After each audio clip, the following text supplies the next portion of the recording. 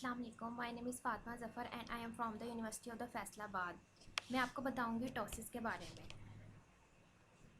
टॉसिस is a Greek word and it comes from the Greek word and its mean dropping of the upper eyelid. Ptosis, also known as blepharoptosis, is the dropping or falling of the upper eyelid. The dropping may be worse after being awake longer when the individual muscles are tired. This condition is sometimes called lazy eye, but that term normally refers to the condition amblyopia. Then comes to its causes. Ptosis occur due to dysfunction of the muscles that raise the eyelid or their nerve supply, oculomotor nerve for levator palpebrae superioris, and sympathetic nerves for superior tarsal muscles. In above picture, you can see these are the levator palpebrae superior muscle, जिसको कौन supply करता है? अक्यूलोमोटर nerve, जो कि 10th nerve है हमारे brain में, जो सप्लाई करती है पूरे हमारे होल ब्रेन को। उसके बाद है उससे थोड़ा सा पीछे जाएंगे तो हमारे पास आती है सुपीरियर ऑब्लीक मसल्स। जो ये मसल्स है ना, ये और सुपीरियर लिवेटर पाल्पेब्रा सुपीरियर, ये दोनों कंबाइन मिलके जो हमारी अपर आईलिड है उसकी मूवमेंट को कंट्रोल करते हैं। And sympathetic nerves for superior tarsal muscles, जो सुपीरियर टार्सल मसल्स हैं उनको कौन कंट्रोल करता है? Sympathetic nerves. It can affect one eye or both eye and is more common in the elderly as muscles in the eyelids may begin to deteriorate. One can, however, be born with the ptosis. Ptosis can be caused by the aponeurosis of the levator muscle. Aponeurosis का यहाँ पे क्या मतलब है? Aponeurosis mean the mixture, यहाँ पे muscle जो है वो सारा मिक्सअप हो जाता है सिस्टम, और जो मसल्स हैं वो अपना कंट्रोल जो है वो लूज़ कर देते हैं। उसके बाद है नर्व अबनॉर्मेलिटीज़। कोई भी नर्व अबनॉर्मेलिटी हो सकती है, ट्रॉमा हो सकता है, इन्फ्लामेशन हो सकता है, और लेयन हो सकती है लिड में या फिर ऑर्बिट में। Dysfunction of the levator may occur as a result of autoimmune antibodies attacking and eliminating the neurotransmitters.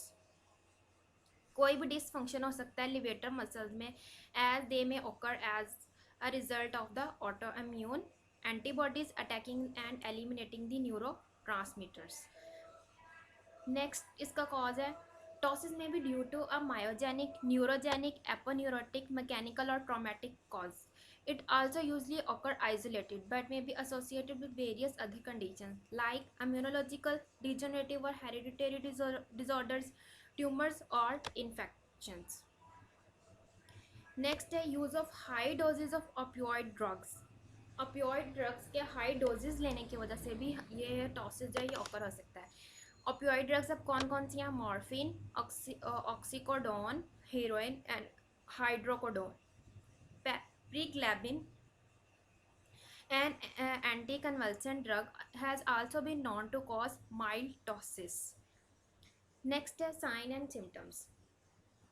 Sign and symptoms that are typically seen in the condition include the following. कौन कौन से sign and symptoms हो सकते हैं किसी भी टॉसिस वाले patients में? फर्स्ट ऑफ ऑल जो पेशेंट होगा वो अपेयर होगा with the dropping of the upper eyelid. Second one में क्या होगा? जो पेशेंट होगा ना उसकी आइज़ बहुत ज़्यादा टायर्ड होंगी ड्यू टू ड्रॉपिंग आईलिड्स, मतलब अपर आईलिड जब उसका ड्रॉप हो जाएगा तो वो बहुत ज़्यादा टायर्ड नज़र आएगा. उसके बाद हमारे पास है नेक्स्ट है dry eyes. Dry eyes is another symptom due to the eyelid inability to function effectively, keeping the eyes from drying out. Obstruct vision may occur due to the sagging of the upper eyelids, result which partially block the person's vision. मतलब कोई भी obstruct vision हो जाए जिसकी वजह से जो partially या फिर कम्प्लीटली ब्लॉक हो जाती है पर्सन की vision. A person tilt their head back to speak, के पर्सन को अपना हेड जो है वो टिल्ट करना पड़ता है किसके लिए? स्पीक करने के लिए. नेक्स्ट है tiredness and etching around the eyes, के बहुत ज़्यादा टायर्डनेस या इचिंग अराउंड द आइज़ की वजह से भी हमारी आईलिड जो है वो अपना फंक्शन प्रॉपरली नहीं कर पाती और वो ड्रॉप हो जाती है. Eyebrows are constantly being lifted to see properly, कि आईब्रोज जो है उस वो कॉन्स्टेंटली जो पेशेंट जो सफरिंग कर रहे होते हैं टॉसिस से वो अपनी आईब्रोज जो है वो हमेशा लिफ्ट रखते हैं ताकि जो उनकी आईलिड है ना ड्रॉप हुई हुई उससे वो थोड़ी सी अप लिफ्ट हो जाए और उनको उनकी विजन बिल्कुल ठीक हो जाए. Some of the risk factor that increase the chance of the patient experiences ptosis include the following. अब उनमें कौन कौन से हैं? Eye tumour, diabetes, history of stroke and cancer. ये वो सारे फैक्टर्स हैं जिनकी वजह से समहाउ टॉसिस हो सकता है, के चांसेस होते हैं. Then next comes to stages of ptosis. There are 3 stages of ptosis: mild, moderate and severe. In mild, जो माइल्ड है ना कंडीशन, उसमें जो हमारी अपर आईलिड होगी ना वो 2 mm, अबाउट 2 mm ड्रॉप करेगी. मॉडरेट में 3 mm तक ड्रॉप कर सकती है, और जो सीवियर होगा उसमें 4 mm या उससे भी ज़्यादा ड्रॉप कर सकती है. Then comes to diagnosis. The doctor will first perform a physical exam.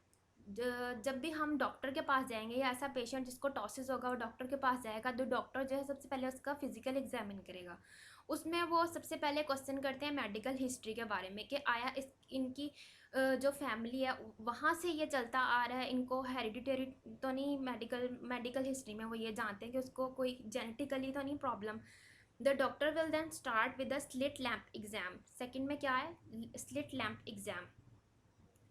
The doctor will then start with the slit lamp exam after you have been explained how often your eyelid drop and how long each episode occur. The slit lamp exam is done with the doctor uses a high intensity light, allowing them to take a closer look at the patient eyes. Then next is the doctor can also perform a test known as Tensilon test. Tensilon test क्या है? Tensilon test is when the doctor injects the drug Tensilon into your veins. ये drug जब हम eyes के अंदर inject करते हैं या डॉक्टर इंजेक्ट करता है तो उससे क्या होता है कि जो वेन्स होती हैं वो डायलेट हो जाती हैं, तो उसके अंदर अगर कोई भी ऑब्स्ट्रक्शन होगी ना तो वो हमें अपीयर हो जाएगी. The doctor can then monitor your eyelids to see signs of the improvements with the drug. Another comprehensive eye exam can be performed with the proper diagnosis is a visual field test. अब visual field test क्या है? Visual field test may perform to evaluate the superior vision, assessing the quality of the patient's vision and how much is the ptosis affecting it. कि patient की जो देखने की quality है उसको assess करना है और टॉसिस कैसे इफेक्ट कर रही है इस चीज़ को हमने विजुअल फील्ड टेस्ट के थ्रू असेस करना है. देन द ऑप्थेल्मोलॉजिस्ट में also measure the degree of the eyelid drop by measuring the marginal reflex distance. के जो ऑप्थेल्मोलॉजिस्ट होते हैं वो क्या करते हैं? डिग्री को मेजर करते हैं कि कितने डिग्री जो आईलिड है वो ड्रॉप कर रहा है मार्जिनल रिफ्लेक्स डिस्टेंस के थ्रू. मार्जिनल रिफ्लेक्स डिस्टेंस क्या है? ये डिस्टेंस है between the centre of the pupil and the edge of the upper eyelid. Along with the marginal reflex distance, the ophthalmologist may also examine the strength function of the patient's levator muscles. Then comes to the treatment. Treatment depends on the type of the ptosis and is usually performed by an ophthalmic plastic surgeon or a reconstructive surgeon who specializes in the diseases and problems of the eyelids. If the condition occurs in a child, then the doctor will delay the surgery until the patient is 4 or 5 years old. In 4 or 5 years old patients में या childs में delay कर देते हैं surgery को.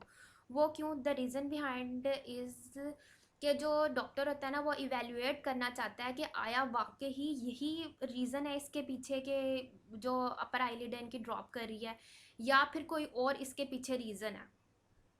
वो अच्छी तरह इसकी कंडीशन जो है उसको देखना चाहता है कि हमें ज़रूरत अगर नहीं है हम फिर भी सर्जरी परफॉर्म कर दें तो ये पेशेंट की हेल्थ के लिए बेनिफिशियल नहीं होगा.